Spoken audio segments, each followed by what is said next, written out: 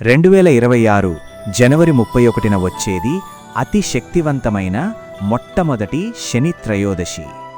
సంవత్సరంలో ఒకే ఒక్కసారి వచ్చే రోజది. అది కూడా శనేశ్వరుడికి ఇష్టమైన శనివారం రోజు రావడం వల్ల ఈ రోజుకి చాలా అద్భుతమైన శక్తి ఉంటుంది. ఈ రోజుని అస్సలు మిస్ అవ్వకండి. జ్యోతిష్య శాస్త్రాల ప్రకారం శనిగ్రహం చాలా పవర్ఫుల్. ఈ భూమి మీద పుట్టే ప్రతి మనిషి జీవితంలో శనేశ్వరుడు చాలా ముఖ్యమైన పాత్ర పోషిస్తారు.